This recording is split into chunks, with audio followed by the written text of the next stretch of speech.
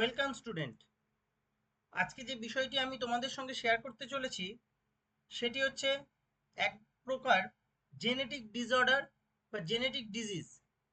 Genetic disorder কি এবং genetic disease এই বিষয়ে একটা বিস্তর ভিডিও আছে, তোমরা যারা এখনো সেটি দেখোনি তোমরা ভিডিওতে গিয়ে সেটা দেখে নিতে পারো, ভিডিও লিস্টে রয়েছে। এটি তোমরা যারা ক্লাস 10 এবং ক্লাস 12-এর স্টুডেন্ট, যারা মাধ্যমিক এবং উচ্চ মাধ্যমিক পরীক্ষা দেবে তাদের জন্য একটি গুরুত্বপূর্ণ একটি ভিডিও। এছাড়াও তোমরা যারা নিট পরীক্ষার জন্য প্রস্তুতি নিচ্ছ তোমরা খুব ভিডিওটি ভালো করে দেখো। যদি কারো কোনো প্রশ্ন থাকে, কোনো কিছু জানার থাকে, তোমরা কমেন্ট বক্সে এসে কমেন্ট করবে, আমি প্রত্যেকের উত্তর দিয়ে দেবো। তাহলে আজকের যে বিষয়টি সেটি হচ্ছে কি হিমোফিলিয়া। অনেকগুলি জেনেটিক ডিসঅর্ডার আমাদের মধ্যে দেখতে পাওয়া যায় বা জেনেটিক ডিজিজ আমাদের মধ্যে দেখতে পাওয়া যায়, তার মধ্যে একটি হচ্ছে কি হিমোফিলিয়া। হিমোফিলিয়া কি? Haemophilia is the bleeding disorder. তাহলে দেখতে পাচ্ছ এখানে একটা কি লেখা আছে, bleeding disorder in man in which the affected individual fails to show clotting of blood in case of damage of blood vessels due to some external injuries। তার মানে আমরা কি দেখলাম, যদি কোনো কারণে আমাদের শরীরের কোনো একটি স্থান ক্ষত হয় বা কোনো একটি স্থান কেটে যায়, তাহলে সেই ক্ষতস্থান থেকে যে রক্তপাত হয়, সেই রক্তপাত সাধারণত কি হয় না একটা নির্দিষ্ট সময়ের পরে জমাট বেঁধে যায়, যাতে বা তার জন্য কি হয় রক্তক্ষরণ বন্ধ হয়ে যায়। এই যে রক্ত জমাট বেঁধে যাচ্ছে ক্ষতস্থানে, ক্ষতস্থানে রক্ত জমাট বেঁধে যায়, এই ঘটনাটাকে আমরা কি বলছি? এই ঘটনাটাকে আমরা ক্লটিং অফ ব্লাড বা ব্লাড কোয়াগুলেশন। কিন্তু যারা এই রোগে আক্রান্ত হয় তাদের এই ব্লাড কোয়াগুলেশন হয় না বা ব্লাড ক্লটিংটা হয় না। তার মানে যাদের এই রোগ দেখতে পাওয়া যায় তাদের ক্ষতস্থান থেকে কিন্তু রক্তক্ষরণ ঘটতে থাকে। এই জন্যই কি বলা হলো যে is is the bleeding disorder in man. Okay, the disorder may be developed due to deficiency of clotting factor। তাহলে এই ঘটনাটা কেন ঘটছে? কেন ঘটছে এই ঘটনাটা? ঘটনাটা ঘটছে due to deficiency, due to deficiency of clotting factor. আমাদের ক্ষতস্থানে রক্তকে জমাট বাঁধার জন্য বিভিন্ন রকমের ফ্যাক্টরস আছে, আমি একটু পরেই আলোচনা করছি বিষয়গুলিকে। তাহলে সেই ফ্যাক্টরগুলির যদি ঘাটতি দেখতে পাওয়া যায়, ডেফিসিয়েন্সি থাকে বা না তৈরি হয়, তাহলে এই ঘটনাটি ঘটে। ওকে, তাহলে আমরা কি বলছি? The disorder may be developed due to deficiency of clotting factor in the affected individuals and therefore the individual having haemophilia due to continuous bleeding may die. মানে এমন কি কি ঘটতে পারে না মৃত্যুও ঘটে, মৃত্যুও ঘটে এই হিমোফিলিয়া যদি খুব প্রকট মাত্রায় দেখা দেয়। আমরা একটু পরে আলোচনা করব বিভিন্ন রকমের হিমোফিলিয়া হয়, তার মধ্যে মারাত্মক কোনটি বা কোনটি বেশি দেখতে পাওয়া যায়। তবে হিমোফিলিয়া হলে তাদের তাদের লাইফ কিন্তু বেশি দিন থাকে না, অল্প সময়ের মধ্যেই কিন্তু তারা মৃত্যুর মুখে ঢলে পড়ে। তার কারণ হচ্ছে যদি কোনো কারণে শরীরে রক্তপাত হয় তাহলে সেই রক্তক্ষরণ কিন্তু বন্ধ হয় না, শরীরে রক্ত বেরিয়ে যায়, যার ফলে তারা মৃত্যুর দিকে ঢলে পড়ে।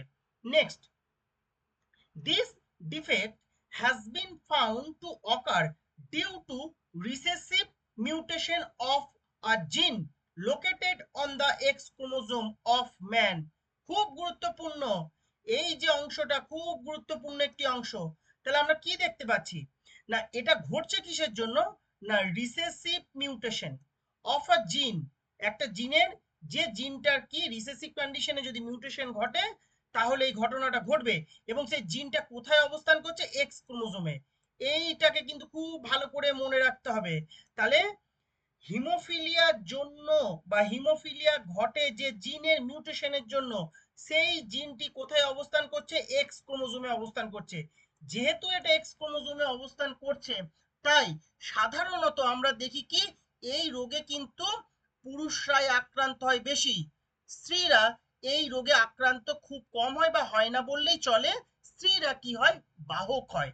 তবে দেখা গেছে কিছু কিছু ক্ষেত্রে, কিছু কিছু ক্ষেত্রে প্রায় 10 লক্ষ স্ত্রীর মধ্যে কিন্তু একজনও আক্রান্ত হলেও হতে পারে একটি পপুলেশনে।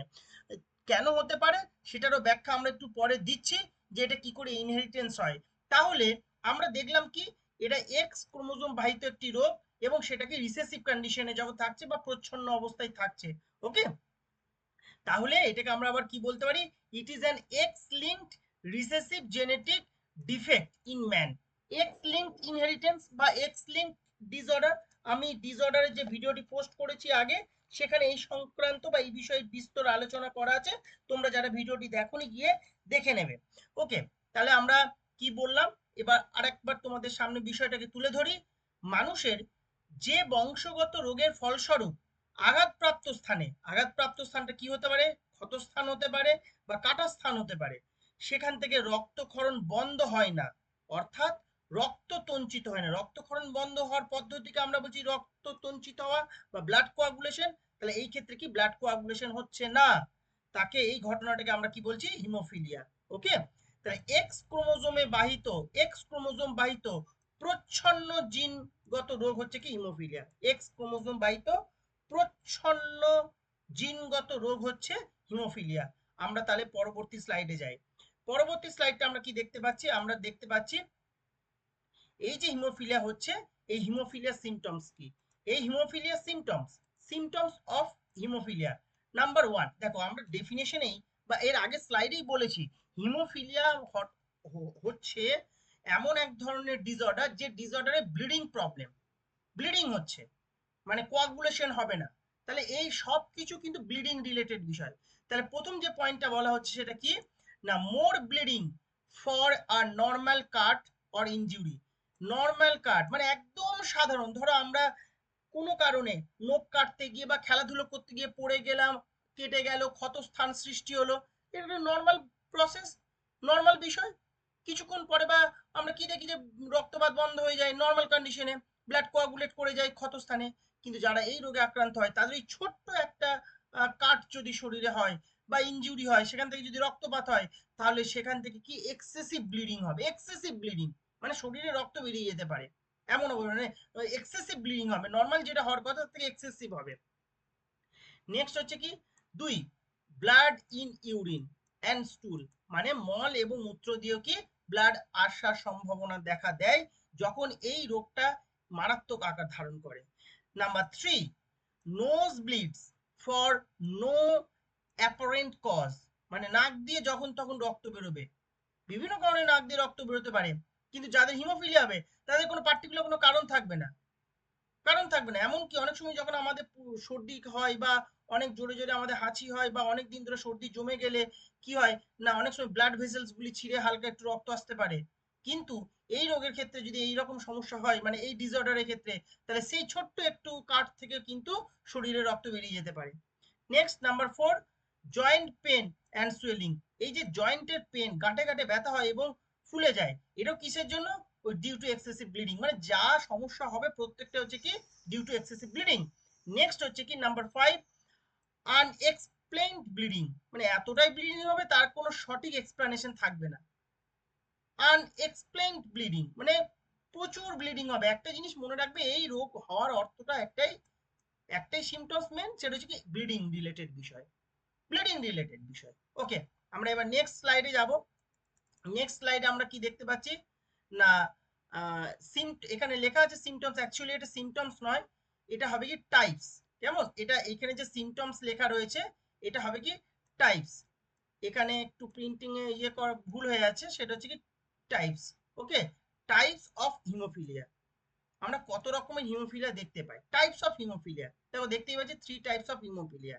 Number one, haemophilia A, number two, haemophilia B, and number three, haemophilia C.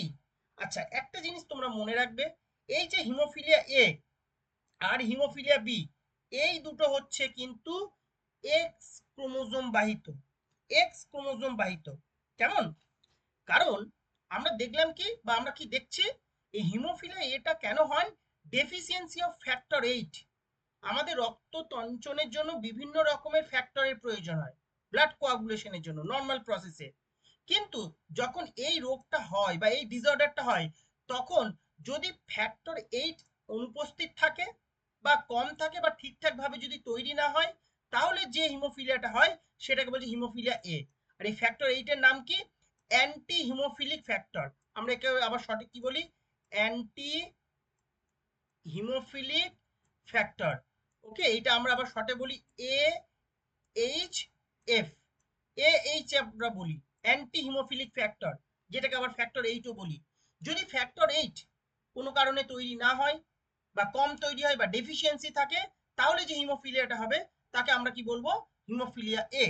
ওকে, এই হিমোফিলিয়া এ কিন্তু সর্বাধিক আমরা দেখতে পাই বা সর্বাধিক দেখা যায়। দেখা গেছে কি না, প্রতি 10,000 পুরুষের মধ্যে একজন হিমোফিলিয়া এ আক্রান্ত হয়। 10,000 পুরুষের মধ্যে একজন হিমোফিলিয়া আক্রান্ত হয়। মহিলাদের মধ্যে কিন্তু এটা দেখা যায় না, কারণ মহিলারা হয় স্বাভাবিক হবে নতুবা বাহক হয়। কিছু কিছু ক্ষেত্রে খুব রেয়ার কেসে আমরা দেখতে পাই, যেটা একটু আগেই তোমাদের বললাম, 10 কোটি 10 কোটি স্ত্রীর মধ্যে, একটা পপুলেশনে 10 কোটি স্ত্রীর মধ্যে আমরা একজনের এই আক্রান্ত বা এই সমস্যাটা দেখতে পেতে পারি। নেক্সট হচ্ছে কি? Haemophilia B. হিমোফিলিয়া বিটা কেন হচ্ছে? Deficiency of factor 9। তাহলে ফ্যাক্টর 8 এর জন্য হলো হিমোফিলিয়া এ। নেক্সট হচ্ছে কি? ফ্যাক্টর 9। ফ্যাক্টর 9 এর সমস্যা হলে বা তৈরি না হলে বা কম তৈরি হলে যে হিমোফিলিয়াটা হয় সেটাকে আমরা বলছি হিমোফিলিয়া বি। এর আবার নাম কি? হিমোফিলিয়া বি এর জন্য যে ফ্যাক্টর 9 তার নাম হচ্ছে ক্রিস্টমাস ফ্যাক্টর। আবার একে আমরা কি বলি? পিটিসি। মনে রাখবে কেমন? এটাকে আবার আবার কি বলি আমরা? পিটিসি। পিটিসির পুরো নাম কি? Plasma thromboplastin component. Plasma thromboplastin component component. এখন এই যে দুটো haemophilia A and haemophilia B, এগুলি হচ্ছে কিন্তু এক্স ক্রোমোজোমাল ডিসঅর্ডার। বারবার মনে রাখবে, এক্স লিঙ্ক বা X chromosomal disorder. Okay, X chromosome বাহিত মানে প্রচ্ছন্ন অবস্থাতে একজন মিউটেশন ঘটবে তখন হয়। মানে রক্ততঞ্চন যে ফ্যাক্টর 8, ফ্যাক্টর 8 এর নাম কি বললাম? এ এইচ এফ বা অ্যান্টি হিমোফিলিক ফ্যাক্টর। এবং ফ্যাক্টর 9 যার নাম কি বললাম? ক্রিসমাস ফ্যাক্টর বা পিটিসি, প্লাজমা থ্রোম্বোপ্লাস্টিন কম্পোনেন্ট। এই যে ফ্যাক্টর, এই ফ্যাক্টর সৃষ্টির জন্য যে জিন রয়েছে, সেই জিনগুলি থাকে এক্স ক্রোমোজোমের ওপর। তাহলে এই যে ফ্যাক্টর, এই ফ্যাক্টরের জন্য জিন, এবং এই যে ফ্যাক্টর, এই ফ্যাক্টরের জন্য জিন, সেই জিনগুলি কোথায় থাকে? এক্স ক্রোমোজোমের ওপর। তাহলে এক্স ক্রোমোজোমাল ডিসঅর্ডার। ওকে, যদি কোনো কারণে একটি ফ্যাক্টরের জন্য দায়ী জিনের মিউটেশন ঘটে, তাহলে সেই ফ্যাক্টরগুলি তৈরি হয় না, এর ফলে হিমোফিলিয়া দেখা দেয়। তবে একটা জিনিস মনে রাখবে, একটু আগে যেটা বললাম, এ এবং বি এর মধ্যে এই কিন্তু বেশি দেখতে পাওয়া যায়।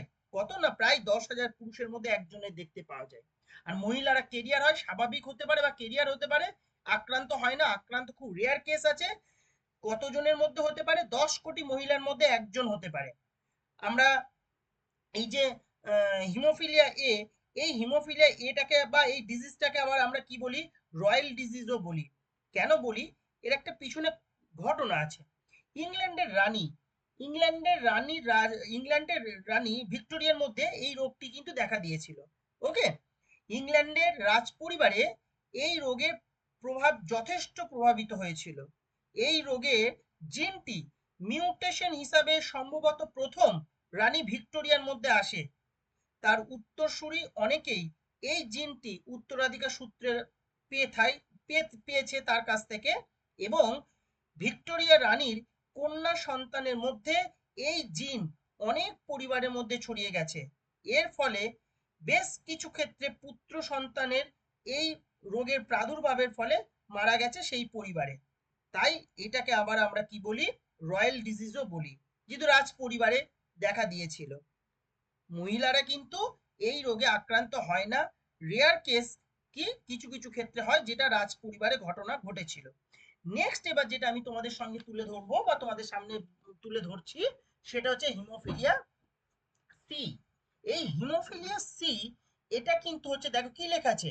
Deficiency of factor 11। Deficiency of factor 11। ওকে, এইটা হলো হিমোফিলিয়া এ ফ্যাক্টর 8 এর জন্য বা 8 এর অভাবে হয়। আচ্ছা, ফ্যাক্টর 9 এর জন্য হচ্ছে হিমোফিলিয়া বি, অভাব কিন্তু ডেফিসিয়েন্সি, বারবার এই শব্দটা মনে হয়, ডেফিসিয়েন্সি। আর haemophilia C deficiency of factor 11। Factor 11 এর ঘাটতি ঘটলে, অভাব দেখা দিলে এই রোগটি হয়। এছাড়াও এই 11 এর কি নাম, এর নাম হচ্ছে প্লাজমা থ্রোম্বোপ্লাস্টিন অ্যান্টিসিডেন্ট, যাকে আমরা শর্টে আবার কি বলি, পিটিএ। কি বললাম বলো, এই যে পিটিএ, কেমন, পিটিএ।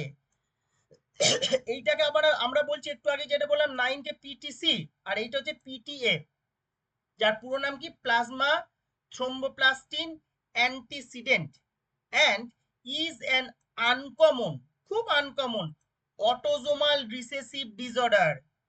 খুব ভালো করে এই জায়গাটা মনে রাখতে হবে। Haemophilia A and haemophilia B is X chromosomal disease, is X chromosomal disease or disorder, but hemophilia C is autosomal disorder। এইটা হচ্ছে অটোজোমাল, কিন্তু যেহেতু হিমোফিলিয়া মানে ব্লাড রিলেটেড বিষয়, মানে রক্তক্ষরণ বা রক্ততঞ্চন হচ্ছে না এই সংক্রান্ত, তাহলে এটা হিমোফিলিয়া, কিন্তু এটা হচ্ছে হিমোফিলিয়া সি। এবং এই হিমোফিলিয়া সি, বারবার বলছি মনে রাখবে, এটা কি অটোজোমাল রিসেসিভ ডিসঅর্ডার, অটোজোম বাহিত একটি রোগ। এবার দেখো আমাদের 22 জোড়া অটোজোম আছে, তার মধ্যে ক্রোমোজোম নাম্বার 4 বা অটোজোম নাম্বার 4, এইটা মনে রাখবে। কি বললাম না, অটোজোম নাম্বার 4, এই 4 নাম্বার যে ক্রোমোজোম রয়েছে বা অটোজোম রয়েছে, তা সেখানে বা সেই অটোজোমের জিন যখন প্রচ্ছন্ন অবস্থায় থাকে, তখন এটা যদি মিউটেশন ঘটে, তাহলে এই হিমোফিলিয়া সি হবে। অর্থাৎ প্রচ্ছন্ন জিন 4 নাম্বার অটোজোমে অবস্থান করে, কার ক্ষেত্রে, হিমোফিলিয়া সি। বারবার বলছি মনে রাখবে, haemophilia A and haemophilia B, এটা হচ্ছে কি এক্স ক্রোমোজোমাল, আর অটোজোমাল হচ্ছে কি হিমোফিলিয়া সি। এবং এটা কি, যে জিনটা সেটা কি 4 নাম্বার ক্রোমোজোমে অবস্থান করছে প্রচ্ছন্ন অবস্থায়, তার মিউটেশন ঘটলে এই হিমোফিলিয়া সি দেখা দেয়। আমরা এবার নেক্সট স্লাইডে যাব।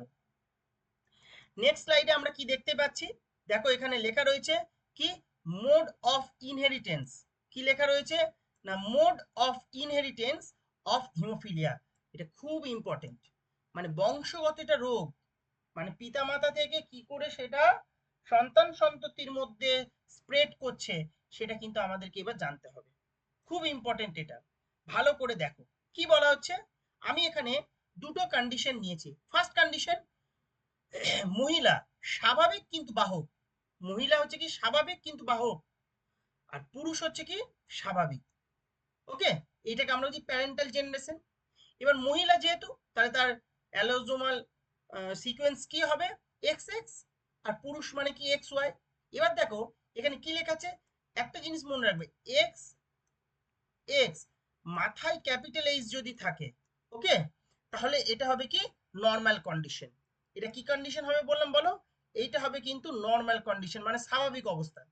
আর যখন এক্স মাথায় স্মল এইচ থাকবে, কেমন, মাথায় স্মল এইচ, এই ঘটনাটাকে আমরা কি বলবো, এইটাকে আমরা বলবো ইনফেক্টেড। মানে ক্যাপিটাল এইচ মানে হচ্ছে কি নর্মাল, আর এই ক্যাপিটাল এইচ এর মিউটেশনের ফলে এটাকে মিউটেশন হয়ে গেছে আমরা ধরে নিচ্ছি, এটাকে আমরা কি বলছি, এক্স মাথায় স্মল এইচ, এই কন্ডিশনটা থাকলে আমরা কি বলবো, ইনফেক্টেড। ওকে, বেশ। তাহলে যেহেতু এখানে মহিলা স্বাভাবিক কিন্তু বাহক, তাহলে আমরা কি বলছি, x capital H R x small H. দেখো আমরা জানি ক্যাপিটাল এইচ স্মল এইচ এর উপরে প্রকট, তাই আমরা ক্যাপিটাল এইচটাকে আগে দিয়েছি, স্মলটা পরে আছে। মানে কি, এ জিনটাকে বহন করছে, এই মহিলার জিনটাকে, মানে হিমোফিলিয়া জিনটাকে বহন করছে, বাহক এই জন্য। এর মধ্যে কিন্তু কোনো সিমটমস দেখা দেবে না, নর্মাল কন্ডিশনই, কোনো সিমটমস দেখা দেবে না, কিন্তু বাহক। তাহলে এখান থেকে কি লেখা আছে, গ্যামেট। তাহলে এনার এই যে মহিলা, এর কাছ থেকে একটা গ্যামেটে কি আসে, এক্স ক্যাপিটাল এইচ, আর একটা কি পেলাম আমরা, এক্স স্মল এইচ। এবার আমরা পুরুষকে ধরেছি স্বাভাবিক, তাহলে এক্স এর মাথায় কি থাকবে, ক্যাপিটাল এইচ, আর ওয়াই, ওয়াই এর মাথায় কিন্তু কিচ্ছু থাকবে না। কেন থাকবে না, কারণ এটা হচ্ছে এক্স ক্রোমোজোমাল ডিজিজ, এটা ওয়াই ক্রোমোজোমাল ডিজিজ নয়, বা ওয়াই দ্বারা পরিবাহিত হয় না। যেহেতু যেহেতু এটা এক্স ক্রোমোজোমাল ডিজিজ, তাই এক্স এর মাথাতে হয় ক্যাপিটাল এইচ থাকবে, নাহলে স্মল এইচ থাকবে, ওয়াই এর মাথায় কিছু থাকবে না। তাহলে এই পুরুষের থেকে যে গ্যামেটটা তৈরি হলো, এক্স ক্যাপিটাল এইচ আর কি ওয়াই। ওকে, বেশ। তাহলে আমরা এখানে এবার F1 এ কি দেখছি, উপরে আমরা কি দিয়েছি, ফিমেল সাইন দিয়েছি, তাহলে এই দিকটা দেখো ফিমেল গ্যামেট লিখেছি, এই যে এক্স ক্যাপিটাল এইচ, এই যে x capital H R x small H. ওকে, যেহেতু উপরে ফিমেল দিয়েছি, আর নিচে দিয়েছি কি মেল, তাহলে এই মেলের গ্যামেটটা একটা এসছে এখানে আর একটা দিয়েছি এখানে। ওকে, বেশ। তাহলে এবার নেক্সট হচ্ছে কি, এই দুটোকে যোগ হবে, এই দুটো যোগ হলে কি হচ্ছে x capital H x capital H. আবার দেখো এর সঙ্গে এর যোগ হচ্ছে, তাহলে কি হলো x capital H X small H. এর সঙ্গে এর যোগ হচ্ছে এক্স ক্যাপিটাল এইচ ওয়াই, আর এর সঙ্গে এটা যোগ হচ্ছে এক্স স্মল এইচ ওয়াই। ওকে, তাহলে এই ক্ষেত্রে যেটা জেন্ডার, যেহেতু এক্স এক্স, তাহলে হলো কন্যা সন্তান, কিন্তু সেই কন্যা সন্তানটা কি যেহেতু দুটোই ক্যাপিটাল এইচ, তাহলে হচ্ছে স্বাভাবিক। ঠিক, এবার দেখো এর জেন্ডারটা কি, দুটোই ক্যাপিটাল এক্স, দুটোই ক্যাপিটাল এক্স, দুটোই এক্স, তার মানে কি কন্যা, এর জেন্ডার হলো কন্যা। কিন্তু এই কন্যাটা কি একটা ক্যাপিটাল এইচ আছে একটা স্মল এইচ, তাহলে ঠিক মায়ের মতো, এই যে মায়ের কন্ডিশনটা, তাহলে একটা ক্যাপিটাল এইচ আর একটা স্মল এইচ থাকলে আমরা সেটাকে কি বলবো, বাহক। কিন্তু বাহক হলেও কি স্বাভাবিক, স্বাভাবিক বাহক, মানে এর মধ্যে কোনো বৈশিষ্ট্য বা লক্ষণ দেখা দেবে না হিমোফিলিয়ার। এটার ক্ষেত্রে কি এর জেন্ডারটা কি এক্স আছে আর ওয়াই আছে, তাহলে হচ্ছে কি পুত্র সন্তান। ওকে, কিন্তু পুত্র সন্তানটা কি রকম, পুত্র সন্তানটা হচ্ছে এক্স এর মাথায় ক্যাপিটাল এইচ আছে, মানে স্বাভাবিক, স্বাভাবিক কিন্তু। আচ্ছা, আর এখানে আমরা কি দেখতে পাচ্ছি এক্স ওয়াই মানে পুত্র সন্তান, কিন্তু এক্স এর মাথায় আছে কি স্মল এইচ, তার মানে এই হলো কি আক্রান্ত পুত্র। তাহলে আমরা দুজন সন্তান পাচ্ছি কন্যা, যার মধ্যে একজন স্বাভাবিক আর একজন বাহক। দুজন পুত্র সন্তান পাচ্ছি, তার মধ্যে একজন হলো কি স্বাভাবিক আর একজন হলো কি আক্রান্ত। এই ক্ষেত্রে একটা জিনিস মনে রাখবে, পুরুষরা পুরুষরা কখনোই কিন্তু এই রোগের বাহক হবে না। কেন হবে না, দেখো পুরুষ মানে কি, পুরুষ মানে হচ্ছে এক্স ওয়াই, তাই তো? তাহলে হয় এক্স এর মাথাতে থাকবে হয় স্মল এইচ থাকবে, নতুবা কি থাকবে, নতুবা কি থাকতে পারে এক্স এর মাথাতে ক্যাপিটাল এইচ থাকতে পারে, এই দুটোর মধ্যে একটা থাকবে। ওয়াই মাথাতে তো কিছু থাকবে না, হয় এক্স এর মাথাতে থাকবে স্মল এইচ নতুবা ক্যাপিটাল এইচ। তাই এ পুরুষ হয় হবে স্বাভাবিক, নতুবা কি হবে আক্রান্ত। পুরুষ কিন্তু কখনোই তোমার বাহক হবে না, এই কন্ডিশনটা দেখো কি পুরুষ স্বাভাবিক। আর এই যে পুত্রটা হলো, এই যে পুত্র সন্তান, এই পুত্র সন্তান হচ্ছে কিন্তু কি আক্রান্ত। তার মানে পুত্র মানে কি, সে তো মেল, মেল এটা, তাহলে এই মেল হলো আক্রান্ত, এই মেল মানে তার পিতাকে আমরা ধরছি কি স্বাভাবিক। তাহলে পিতা স্বাভাবিক আর মা বাহক হলে তাদের একটি পুত্র সন্তান কিন্তু আক্রান্ত হওয়ার সম্ভাবনা থাকবে। ওকে, আর স্ত্রীরা কি হতে পারে, দেখো স্ত্রী হতে পারে capital H R small H মানে বাহক হতে পারে, নতুবা কি হতে পারে তোমার দেখো ক্যাপিটাল এইচ মানে কি স্বাভাবিক হতে পারে। রেয়ার কেস আছে, যে রেয়ার কেসে কি তোমার রানী ভিক্টোরিয়ার ক্ষেত্রে আমরা লক্ষ্য করেছিলাম মিউটেশন ঘটার ফলে তাদের কন্যা সন্তানও গিয়েছিল। কি করে, যদি পুত্র সন্তান, এই পুত্র সন্তান ধরো আক্রান্ত যদি হয়, মানে পিতা যদি আক্রান্ত হয়, তাহলে এখানে স্মল এইচ পাবো। আর এই মা যদি বাহক, মা যদি বাহক, এই যে স্মল এইচ, তাহলে এই স্মল এইচ আর এই স্মল এইচ যুক্ত হলে সেই ক্ষেত্রে কিন্তু মানে আক্রান্ত পিতার সঙ্গে, আক্রান্ত পিতার সঙ্গে যদি স্বাভাবিক মহিলার ক্রস, সরি স্বাভাবিক মানে বাহকের যদি ক্রস হয়, তাহলে কিন্তু সেই ক্ষেত্রে তোমার কন্যা সন্তান কিন্তু আক্রান্ত হতেই পারে। মানে কি রকম কন্ডিশন বলছি, যদি এই রকম কন্ডিশন ঘটে X capital H X small H, আর যদি এর সঙ্গে যদি এই রকম ক্রস হয় এক্স স্মল এইচ ওয়াই, ঠিক আছে? তার মানে এই রকম এইটা পিতা আর এই রকম যদি মাতা হয়, তাহলে একটা সময় আসবে যে সময় এই এক্স স্মল এইচ আর এই স্মল এস এক্স এইচ, তাহলে এই এক্স স্মল এইচ আর এই এক্স স্মল এইচ যখন দুটো যোগ হবে, তখন দেখো তাহলে আমরা কি পাবো, এক্স স্মল এইচ পাবো। তোমরা এটা আরো ভালো করে পড়েও দেখবে, আর একটা এক্স স্মল এইচ পাবো। তাহলে এই যে কন্যাটা হবে, সেখানে কন্যাটা কি হবে আক্রান্ত। তার মানে আক্রান্ত পিতা আর স্বাভাবিক বাহক মহিলার মধ্যে যদি ক্রস হয়, তাহলে কিন্তু মহিলা আক্রান্ত বা কন্যা সন্তান আক্রান্ত হতে পারে। আজকে এটুকুই তোমাদের সঙ্গে শেয়ার করা ছিল। যদি তোমাদের এই সংক্রান্ত কোনো প্রশ্ন থাকে, তোমরা আমাকে কমেন্ট বক্সে এসে প্রশ্ন করবে, আমি তোমাদের প্রত্যেকের উত্তর দিয়ে দেবো।